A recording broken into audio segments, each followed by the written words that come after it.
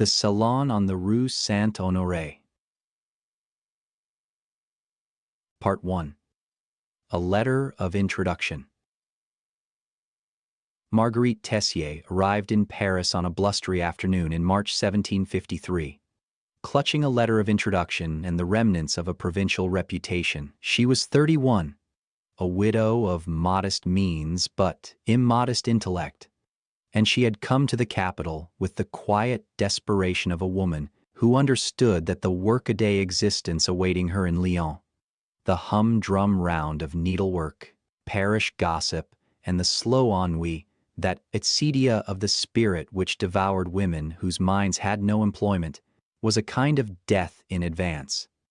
Lyon was a fine city, prosperous and industrious, but it was parochial, a place where the same narrow opinions circulated endlessly, like coins worn smooth from overuse, and where a woman who read Montesquieu was regarded as either dangerous or pitiable. Her late husband, a bookseller who had left her more debts than assets, had at least bequeathed her a formidable education and an affinity for dangerous ideas. The city assaulted her senses before she had crossed the Pont Neuf.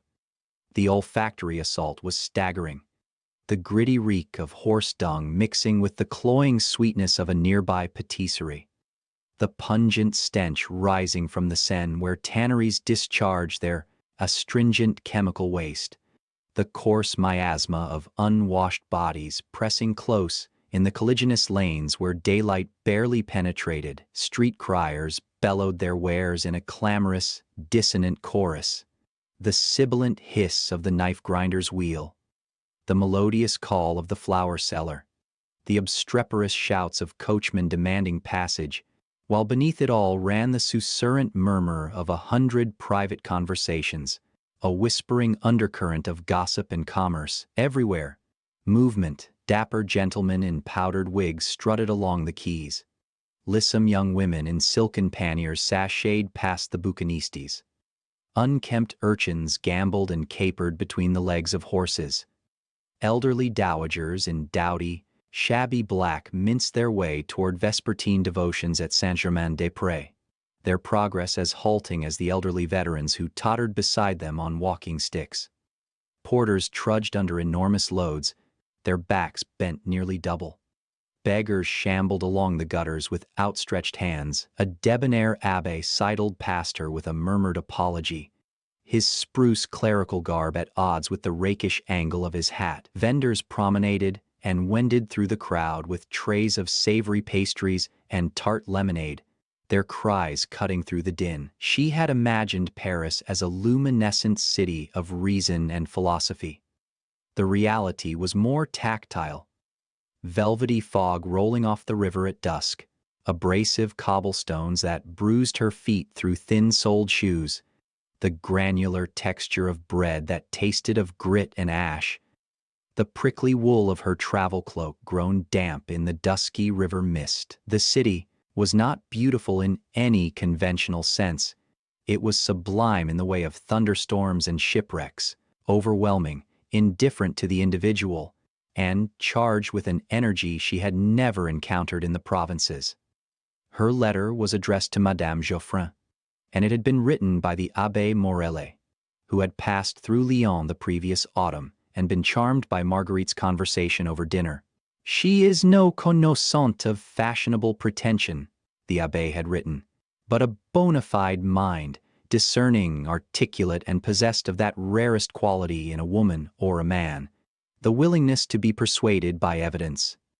It was a generous assessment, and Marguerite knew it. She also knew that a letter of introduction was not a guarantee of admission, but merely a key that might or might not fit the lock. The Salon at 374 Rue Saint-Honore occupied the étage noble of a splendid limestone mansion, not ostentatious, but possessed of that quiet magnificence that only old money can achieve. Marguerite was admitted by a liveried footman and led up a staircase lit by coruscating chandeliers, whose beeswax candles cast a fulgent, trembling radiance across walls hung with paintings by Boucher and Van Loo.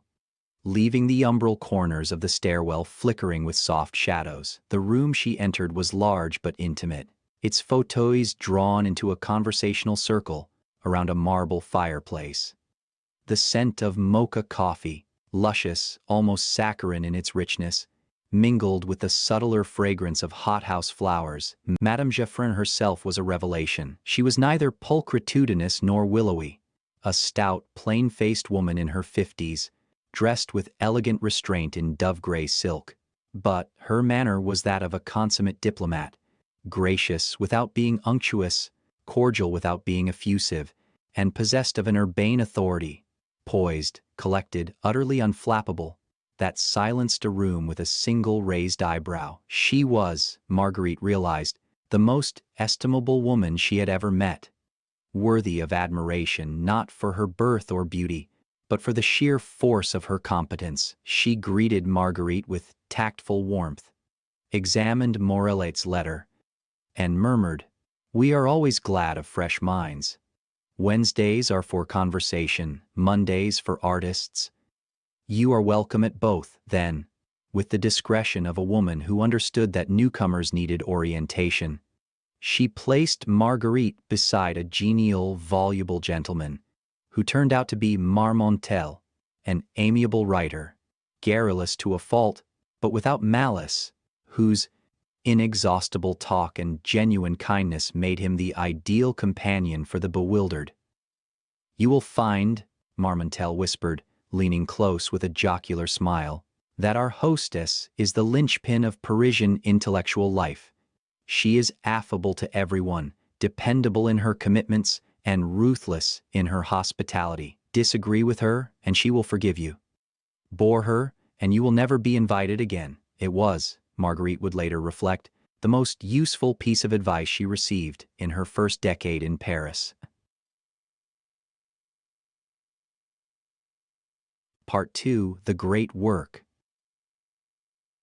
The year 1753 was propitious for a rival. The Encyclopedie, that burgeoning compendium of human learning, whose ambition was nothing less than the illumination of a benighted world, was in full production, and its editors and contributors circulated through the salons like itinerant preachers of a new gospel. The enterprise had already survived its first crisis, a brief suppression in 1752 that had merely increased public fascination with the work. Now, with 3 volumes published and a 4th in press, the censors temporarily placated, the project hummed with the exuberant energy of men who believed they were building something that would outlast cathedrals. Marguerite encountered the encyclopedists first at Geoffrin's Wednesday Salon. Diderot was the most vivid presence, a large, animated man with lively eyes, and a face he himself described as resembling an ancient orator's. He was loquacious to the point of compulsion,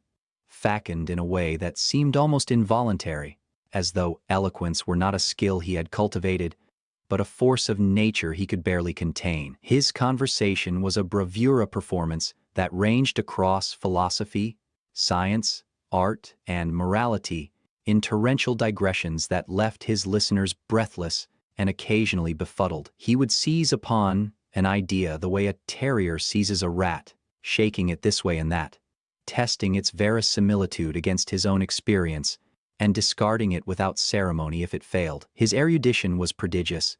He was a genuine polymath, equally percipient about optics and opera, yet there was nothing rebarbative about his learning. He wore it like a comfortable coat, not a suit of armor. D'Alembert, by contrast, was pauciloquent and wry. The foundling mathematician, abandoned at birth by his own mother, the notorious Madame de Tencin, on the steps of a church, possessed a sagacity that expressed itself in epigrams rather than essays. Where Diderot was diffuse, D'Alembert was limpid. Where Diderot extemporized at heroic length, D'Alembert could devastate an opponent's argument in a single sentence. His preliminary discourse to the Encyclopédie had mapped the entire tree of human cognizance with a lucidity that earned him the approbation of Europe's finest minds. Yet, he remained modest, almost gauche in social settings, compensating for an undistinguished appearance with a wit so dry it sometimes took a moment to realize one had been devastated. Together, these two men, one ebullient and gregarious, the other cautious and arch, formed the fulcrum of a project that was, in its quiet way, more subversive than any armed insurgency. The Encyclopedie did not call for revolution. With quiet intrepidity, it did something more dangerous.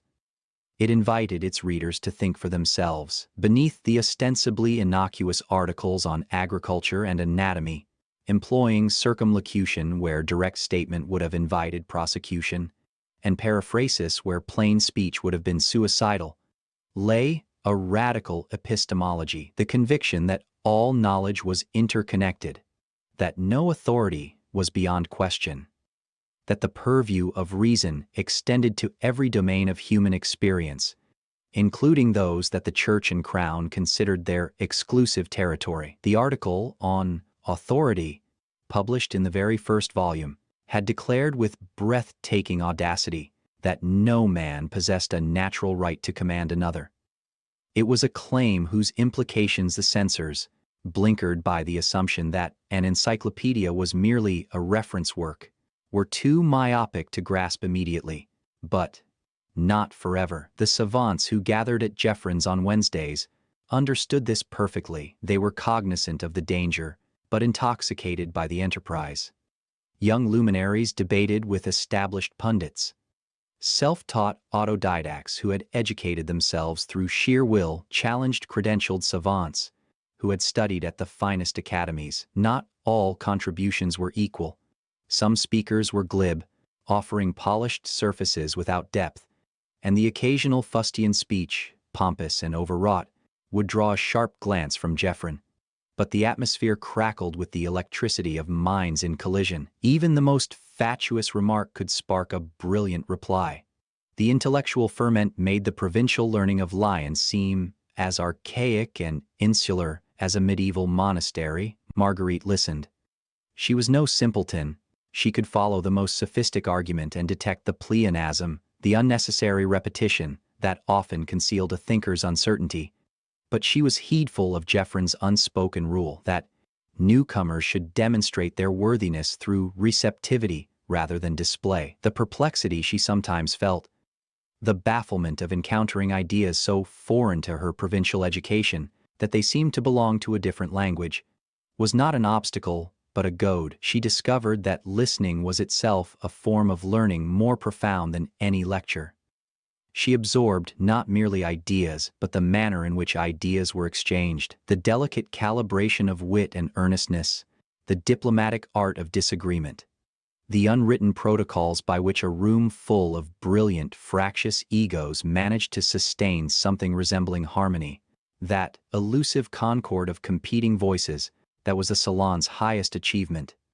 She realized with a shock of epiphany, receiving the education that no institution in France would have offered a woman. What serendipity, what fortunate accident had brought her, a provincial widow of negligible social standing, to the intellectual center of the Western world. And yet, it was not luck but her own diligent pursuit of knowledge that had prepared her for this moment. The education she was receiving was, she decided, the finest available on earth. Part 3. The Rupture.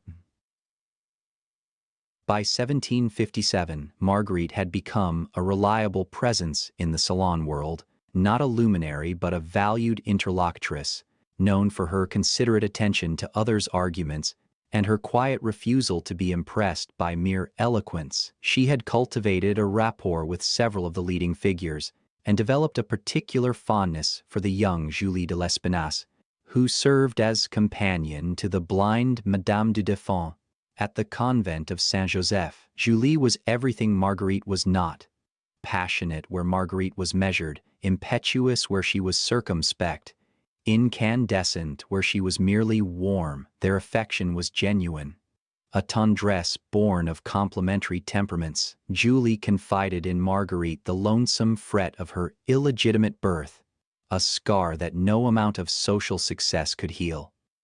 The callosity she had developed against the small cruelties of a society that never let her forget her origins and the limerence she felt for d'Alembert. A devotion that burned all the more fiercely for being, she insisted, purely intellectual. It was through Julie that Marguerite witnessed, at close range, the great schism that would fracture the philosophe movement. The trouble had been incipient for years, a friction that no diplomatic courtesy could quite conceal. Jean-Jacques Rousseau, that selcouth figure in his Armenian caftan, at once the most sincere and most maddening man in Paris, had always been an anomalous presence among the encyclopedists. He was not, like the others, a champion of civilization and its refinements.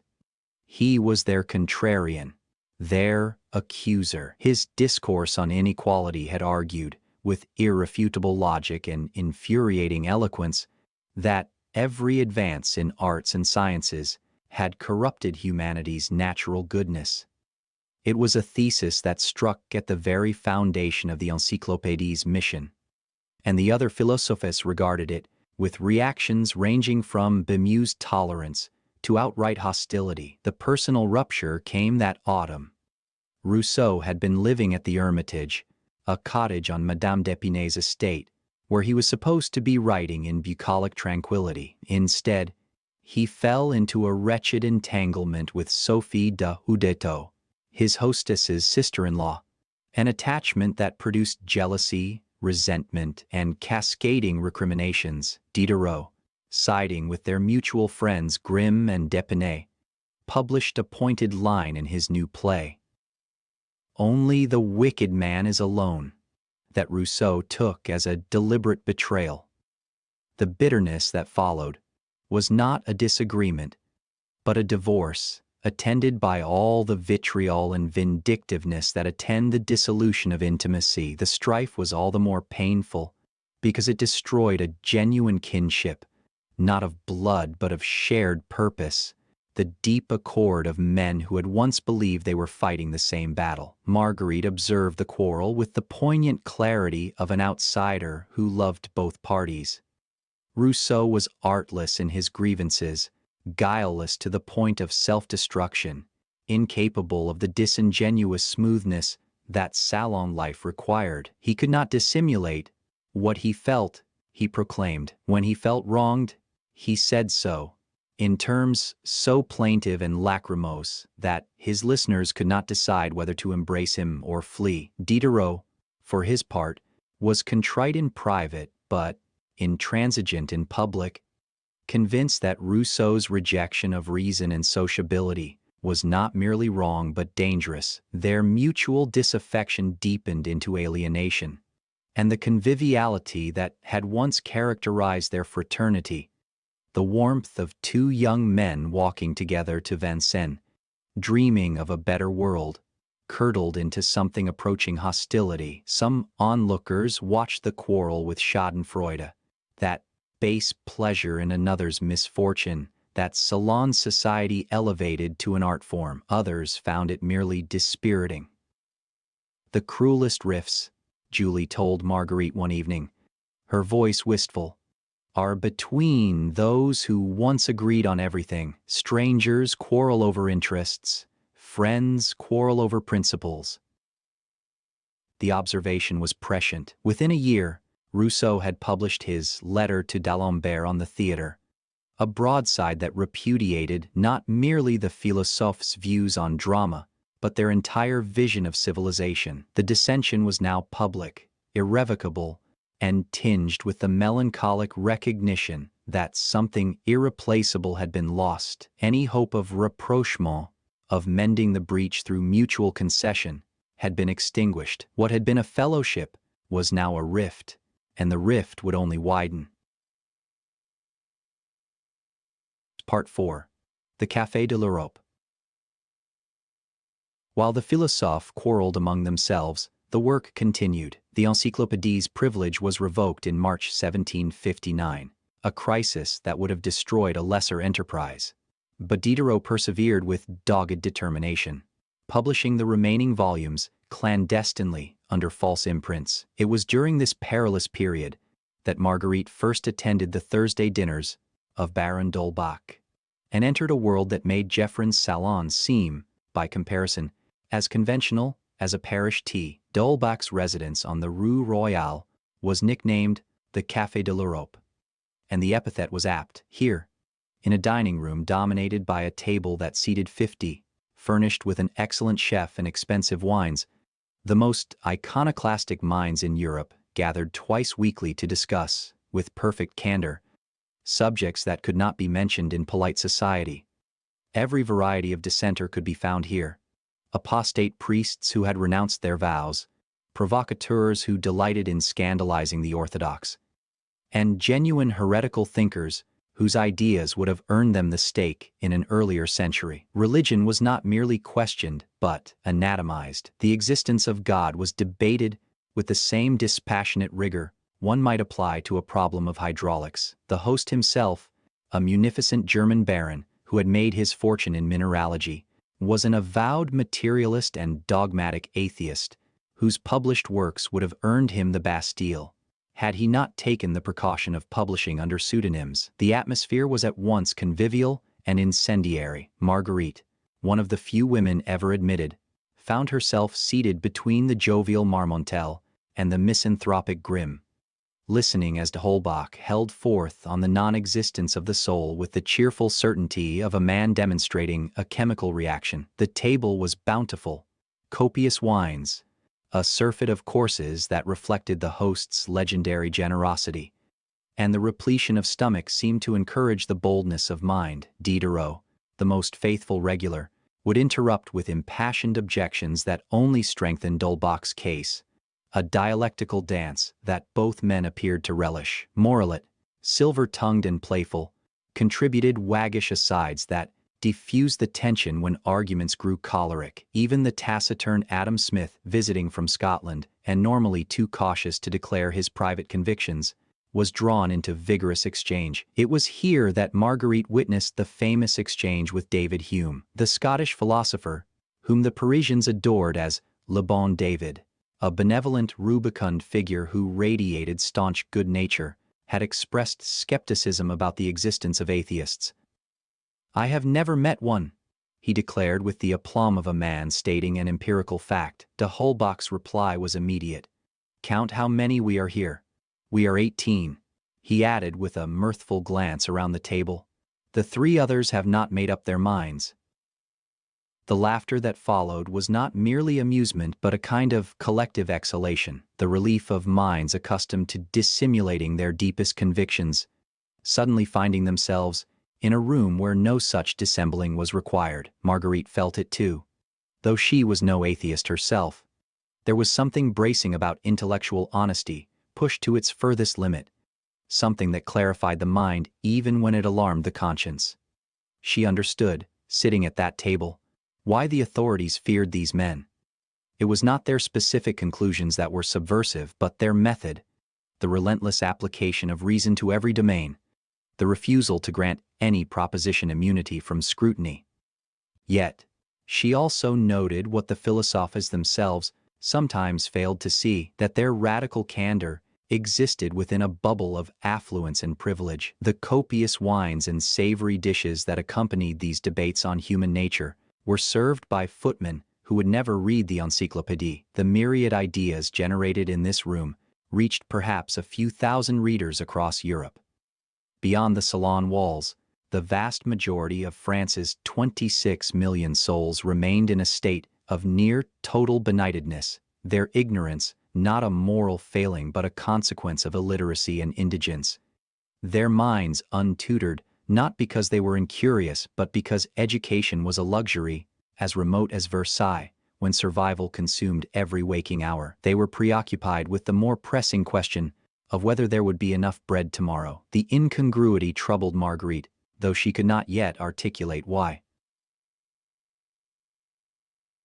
Part 5. Words as Weapons. The decade between 1760 and 1770 was the age of the word, spoken, written, performed, suppressed. Marguerite, now established in a modest apartment on the Rue du Bac, moved through a world saturated with language. Every salon was a theater of rhetoric, every dinner party a skirmish of competing eloquences. The philosophe had discovered what the Church had always known, that whoever controlled the terms of discourse controlled reality itself. The most formidable weapon was praise, and its inverse, to be lionized by Voltaire, writing from his exile at Ferney, was to be anointed for life. To be vilified was to be destroyed. A single encomium from his pen bestowed more kudos than a lifetime of lesser acclaim. He would laud those who served his causes and castigate those who opposed them with a ferocity that bordered on the sadistic, could denounce an enemy, disparage his character, denigrate his intellect, and inveigh against his morals, all in a single devastating paragraph. When the playwright Palissot staged his comedy Les Philosophes in 1760, depicting Rousseau crawling on all fours eating lettuce while Diderot and Helvetius were pilloried as charlatans, Voltaire's response was swift and merciless.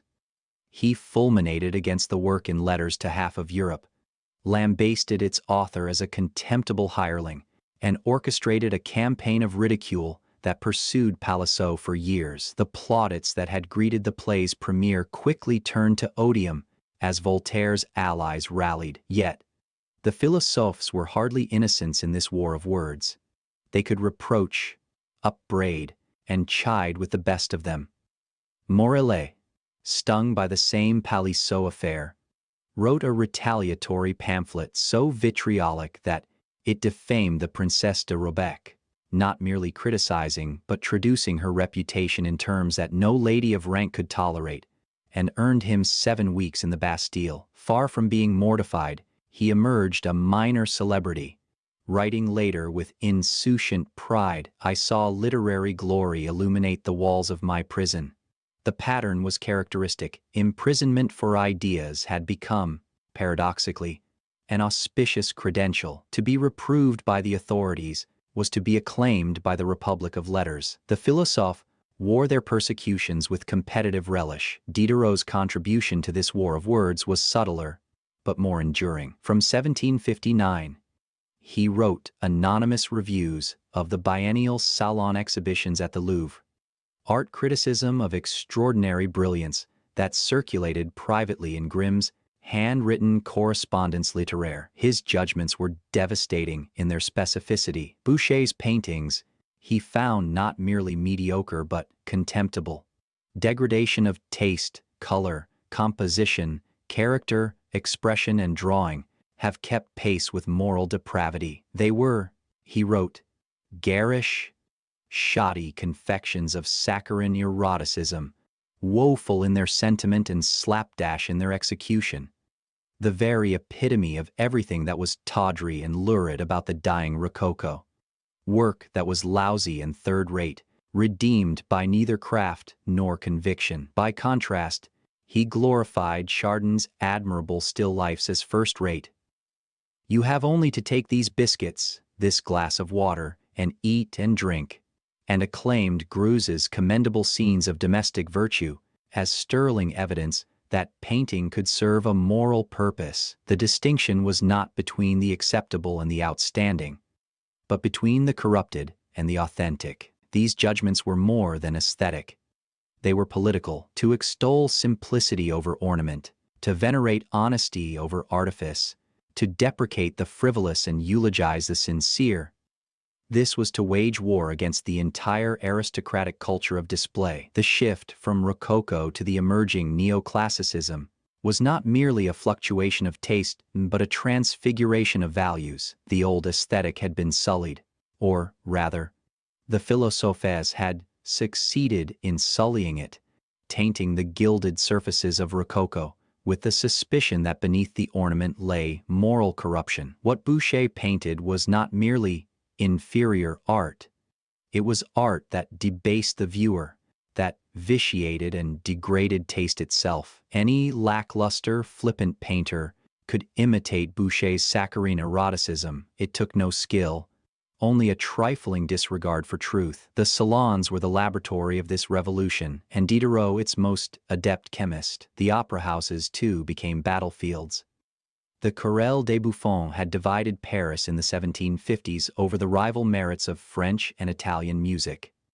Now, In the 1770s, the arrival of Gluck reignited the wars. Are you a bouquiniste or a Gluckist? Became the question that could determine friendships and enmities alike. Marguerite, whose musical knowledge was adequate but not distinguished, found the passions incomprehensible. The discordance between the partisan factions more grating than anything either composer had written, and any hope of consensus or concord between them as remote as harmony between two instruments tuned to different keys. But she came to realize that the dispute was never really about music at all. It was about whether art should be an ostentatious display of virtuosic technique or a vehicle for dramatic truth. The question, like all the Salon's questions, was ultimately about authenticity, and authenticity in these feverish years was becoming the supreme value of the age. Part 6. The Kingdom of the Blind. In 1764, the great domestic drama of the Salon world erupted. Julie de Lespinasse, Marguerite's dear friend, the woman Marmontel had called the fieriest imagination since Sappho, was expelled from the household of Madame du Deffand after the blind marquise discovered that Julie had been conducting a secret salon within her own salon, receiving guests an hour before the official start time. The accusation was irrefutable. The confrontation was volcanic. Julie was cast out, penniless and humiliated, and established herself in modest lodgings on the same street, a propinquity that must have been excruciating for both women. Du Deffand, blind but not oblivious, could sense the defection happening around her. The spite she harbored was not petty but existential, the fury of a woman who had been betrayed by the one person she had trusted to be her eyes. What followed was remarkable. D'Alembert, along with virtually every significant guest, defected to Julie's new salon. The woman who had been an obscure companion was, within months, the most influential salonière in Paris. Her gatherings, daily, from 5 to 9, informal, unpretentious, became the laboratory of the Encyclopedie. She served no elaborate meals. Guests came between supper engagements, drawn by the irrepressible magnetism of her conversation. She was diplomatic without being non-committal, earnest without being ponderous, and possessed of an almost supernatural ability to draw out even the most reticent speakers.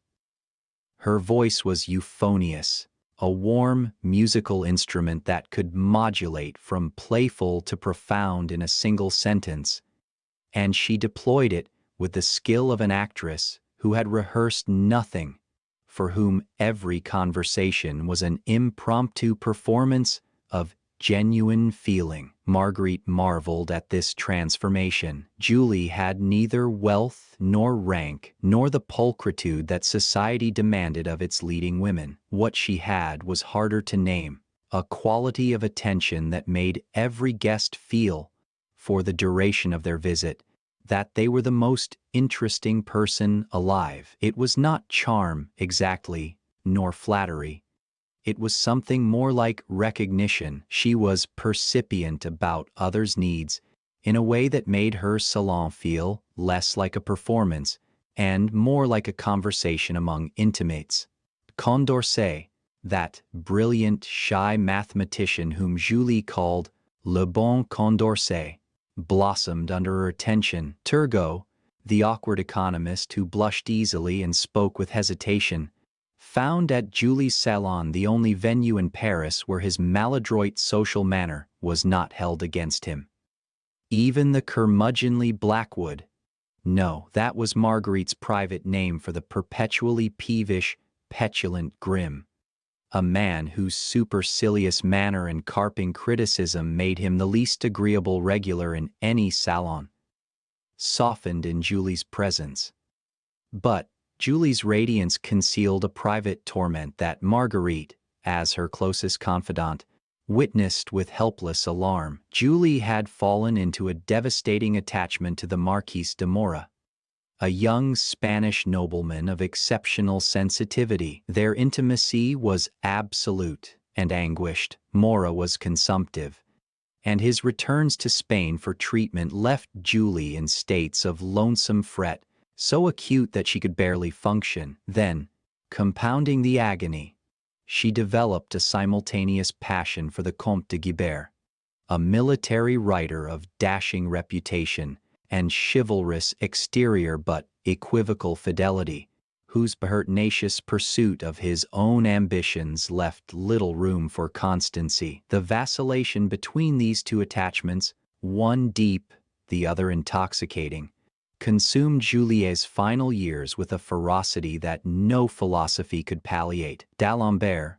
living under the same roof, appears to have suspected nothing. His devotion to Julie was unfeigned and absolute, a tenderness that asked nothing in return. When Mora died of tuberculosis in 1774, Julie's grief was unspeakable, and D'Alembert comforted her with the solicitude of a man who did not know he was consoling a woman for the loss of a rival. Julie herself died in May 1776 at 43, consumed by the same tuberculosis that had killed Mora. After her death, her love letters to Guibert were discovered and published. The revelation that she had been conducting two simultaneous love affairs, while D'Alembert adored her in blissful nescience, was a scandal that reverberated through every salon in Paris. Those inclined to be censorious condemned her as duplicitous. Those who had known her recognized a more tragic truth, that the heart's capacity for simultaneous attachment was not a moral failing, but an unfathomable mystery. D'Alembert was shattered. He never recovered and died 7 years later, a diminished, doleful figure, his former buoyancy extinguished, having lost the one person who made his life tolerable. Marguerite, who had known the truth for years, kept her own counsel. Some truths, she had learned, were poignant precisely because they could not be shared. Part 7. The Old World Meets the New. The late 1770s brought a quickening, a sense, felt in the salons like a change in atmospheric pressure, that something was shifting in the deep structure of the world. The zeitgeist was mutating, though its final form remained nebulous. Looking back, Marguerite would recognize these years as a harbinger, a forerunner of upheavals whose scale no one yet imagined. The American colonists had declared independence in 1776, and the news electrified the flourishing salon world of Paris.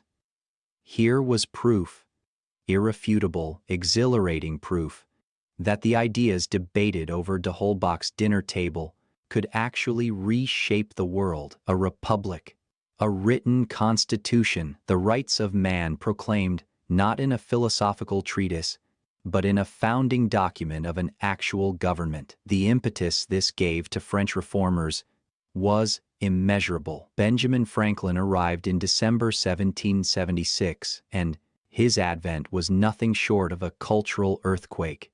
He was 70 years old, bald, bespectacled, wearing a fur cap that the French interpreted as a symbol of rustic New World virtue. He attended salons with the nonchalant ease of a man who understood that his mere presence was a provocation, a living rebuke to the powdered, ostentatious, aristocratic culture that surrounded him, where even the most slovenly courtier would not appear without lace at his cuffs. His image appeared on medallions, snuff boxes, rings, and prints. His electrical experiments had made him a kind of secular saint. The Parisians called their electricians Franklinistes, and their attachment to the old American was not merely intellectual but ardently sentimental. Marguerite met him at Madame Helvetius's salon in Auteuil, where the altruistic, philanthropic widow, who had devoted her fortune to charitable works and her evenings to intellectual hospitality, presided over a gathering that had outlasted her husband by decades. Franklin, affable, whimsical, and possessed of a sly humor that delighted the French, flirted shamelessly with the elderly hostess, and, it was rumored, even proposed marriage. His gallant manner, so different from the haughty formality of French courtiers, charmed everyone. In his plain natty coat, trim and unpretentious, without a trace of the ritzy embroidery that adorned French noblemen, he embodied a new aesthetic, the notion that a man could be polished without being ostentatious. He was genial without being vapid, witty without being caustic, and beneficent in his attention to young scholars and scientists who sought his patronage. The acme of the era came on April 29, 1778, at the Academy of Sciences, when Franklin and the aged Voltaire returned to Paris at last after 28 years of exile at Ferney, were brought face to face. The crowd demanded they embrace, and the two old men complied, kissing each other's cheeks in a scene that combined the sublime and the faintly absurd. "Il faut s'embrasser, à la Françoise," the audience cried. Voltaire, venerable, skeletal, and toothless, but still radiant with intellectual fire, placed his hands on the head of Franklin's grandson and pronounced a benediction, God and liberty. The moment was ineffable and ethereal, a convergence of old world and new, philosophy and revolution, twilight and dawn, yet also fleeting, as all such moments are. Within weeks it would be a memory, within months a portent. Voltaire died 5 weeks later, on May 30th, his death imminent from the moment of his return, as though he had come to Paris expressly to take his bow. Rousseau followed on July 2nd. The coincidence seemed less fortuitous than providential, as though history itself had stage-managed the simultaneous departure of its two most antagonistic children. With them died an entire generation of intellectual ambition, and the salons that had nurtured it felt suddenly older, touched by a vespertine quality, the long, lucent golden light of a summer evening that precedes the dark. The world they left behind was not the same world they had entered.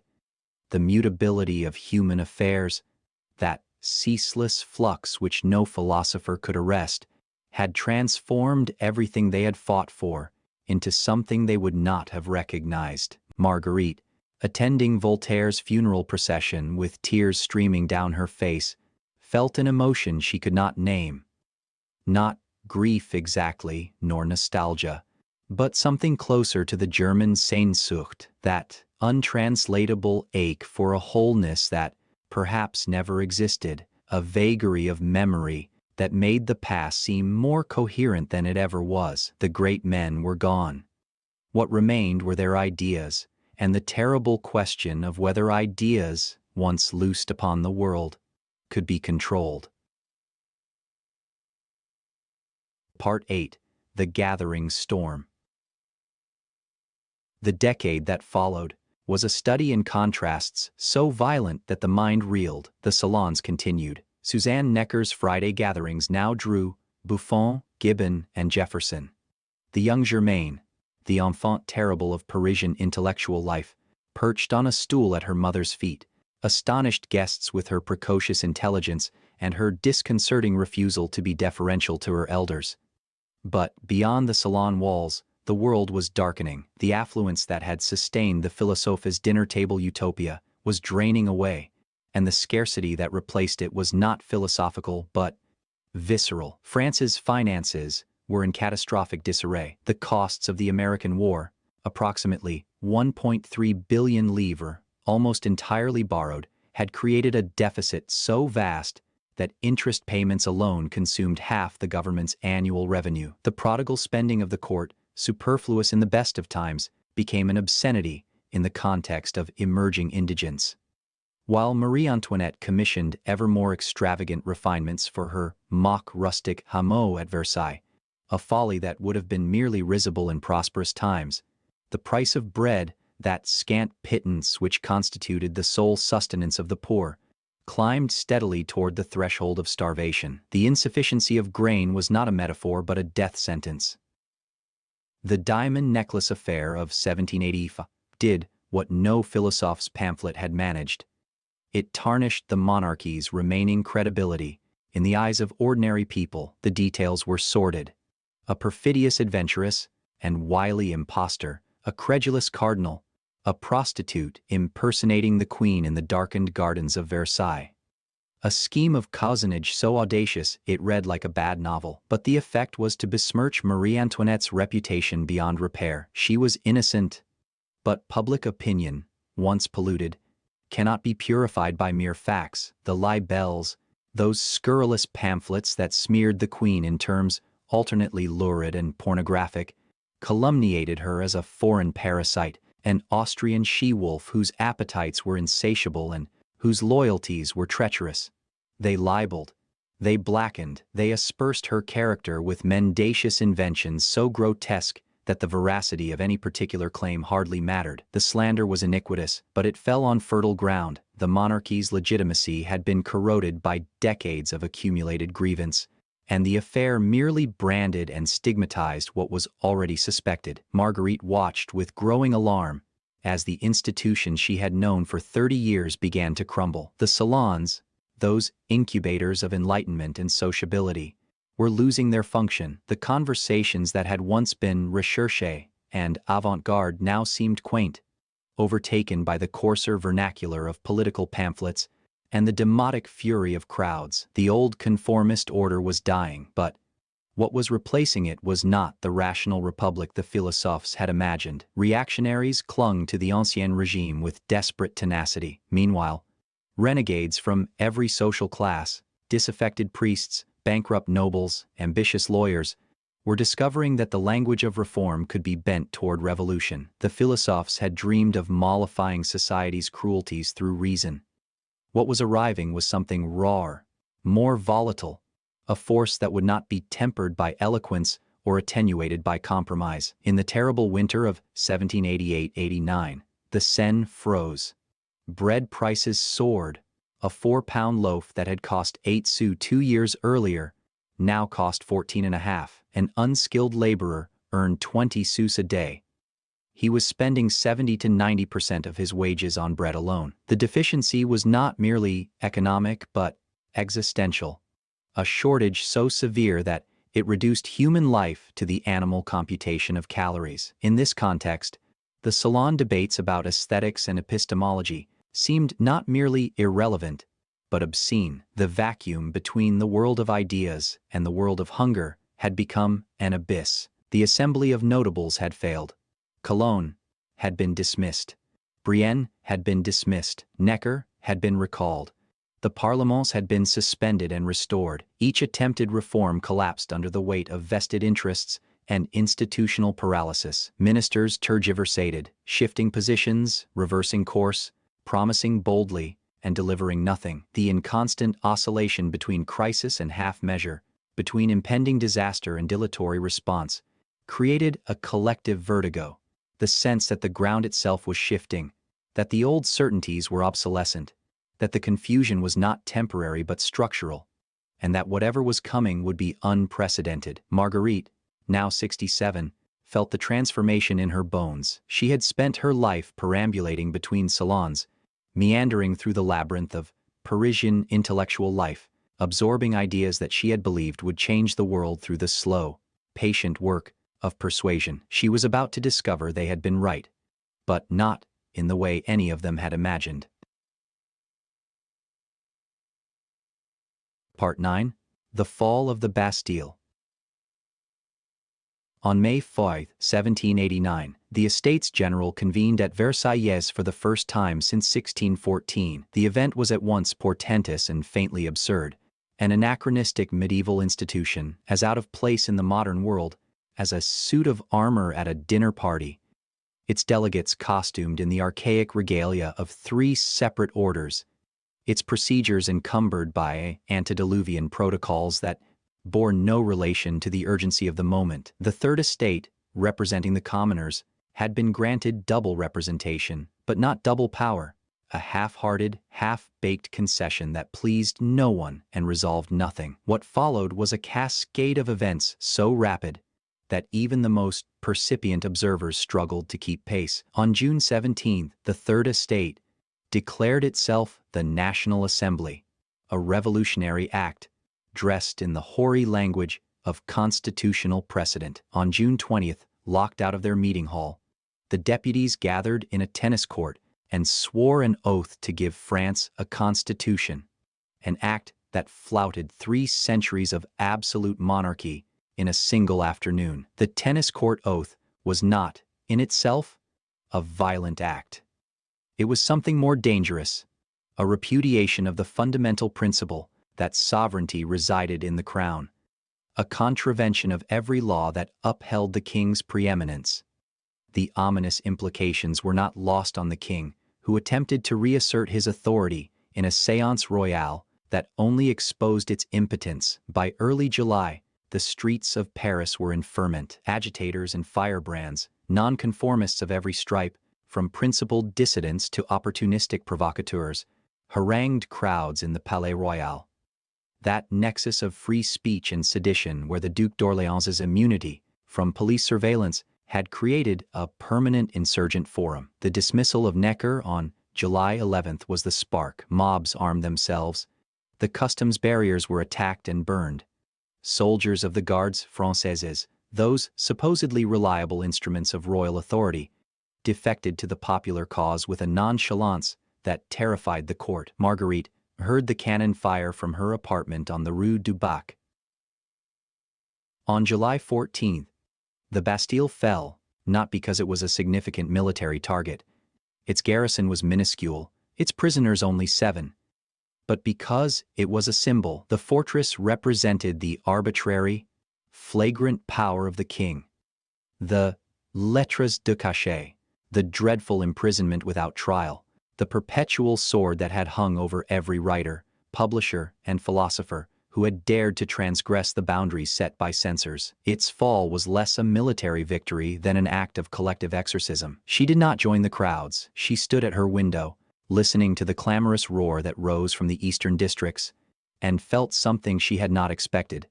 Not elation, but vertigo. The world she had known, the elegant, circuitous, endlessly nuanced world of salon conversation, where ideas were refined through dialogue and violence was sublimated into wit, that world was over. What was replacing it was exuberant and terrifying in equal measure.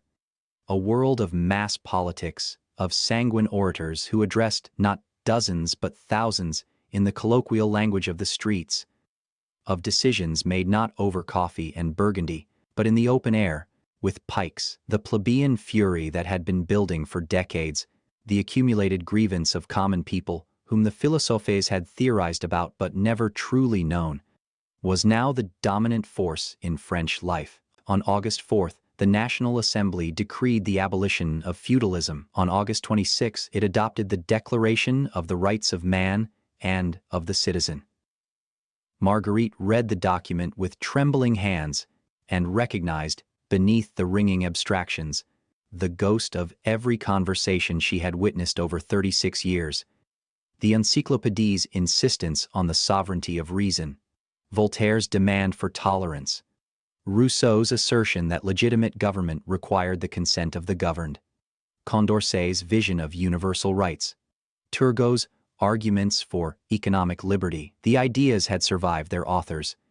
They had been transfigured, simplified, sharpened, stripped of their qualifications and ironies, into a political program of staggering ambition. What had been the inchoate speculation of a few hundred savvy intellectuals, formless, unfinished, still taking shape, was now the demand of 26 million souls. The fledgling republic that would emerge from the chaos owed its existence to salon conversations its founders had never attended, but ideas once unmoored from the patient, iterative culture of the salon, from the diplomatic negotiations of hostesses like Geoffrin, from the considerate attention of listeners like Julie de Lespinasse, from the tactful mediation of minds like d'Alembert's, ideas became volatile.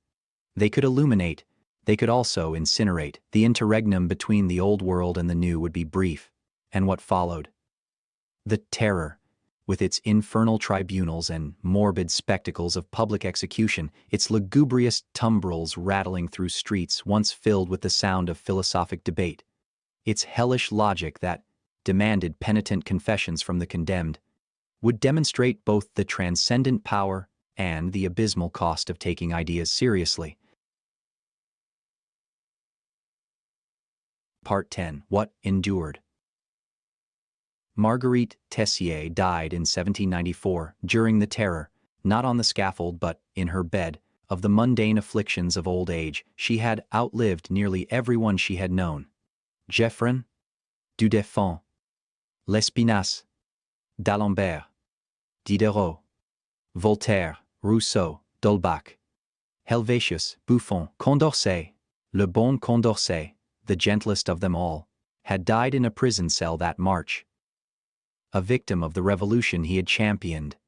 She had even outlived the institution of the Salon itself, which the revolution had rendered not merely obsolescent but suspect, an artifact of aristocratic sociability, incompatible with the new egalitarian dispensation. Yet, what the salons had produced endured, and endures. The Encyclopedie, that embryonic compendium of all human knowledge, became the template for every reference work that followed. Diderot's art criticism, written in secret for 15 subscribers, invented a genre that now fills libraries. Voltaire's campaigns for tolerance and against judicial murder established the model of the public intellectual as advocate for the oppressed. Rousseau's insistence on authenticity and the sovereignty of the individual conscience, however maudlin and self-serving in his own case,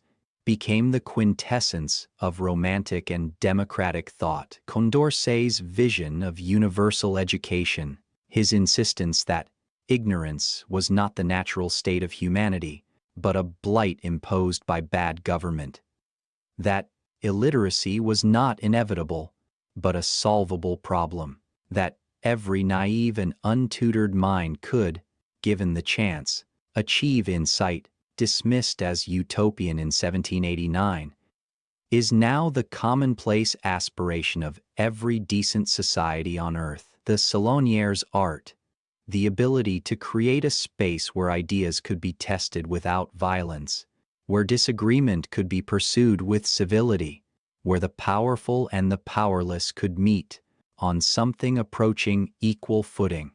This was not a trivial accomplishment. It was, in its quiet way, the sine qua non of the Enlightenment itself. Without the salons, the philosophes would have been isolated scribblers, their ideas circulating in cryptic manuscripts and smuggled pamphlets, but never achieving the critical mass that transforms thought into action. It was the salonier who created the nexus, the point of convergence where science met politics, where art met philosophy, where the provincial met the cosmopolitan, and where the merely clever were exposed to the genuinely wise. Marguerite left no published writings, no memoirs, no correspondence of historical significance. She was, by the standards of the age, unremarkable, neither a prodigy nor a nonpareil, neither eminent nor infamous. She was simply present,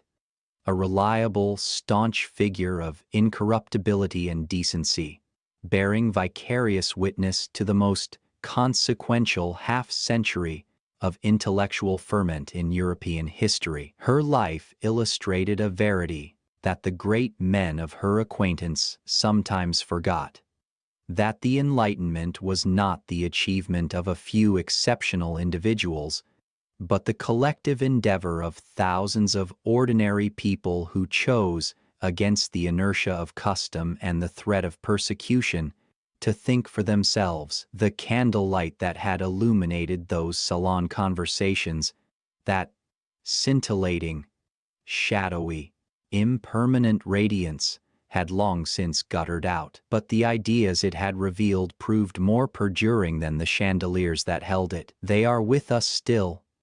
In every courtroom that presumes innocence, in every classroom that teaches critical thinking, in every constitution that proclaims the rights of man, in every conversation where one person says to another, with sincere curiosity and unfeigned respect, "I disagree.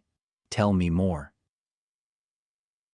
The Salon on the Rue Saint-Honore is gone. Its walls have been rebuilt, its furniture dispersed, its hostess forgotten by all but a few specialists. But its work continues, perpetual, impermanent, indispensable, wherever minds meet in freedom and depart enriched.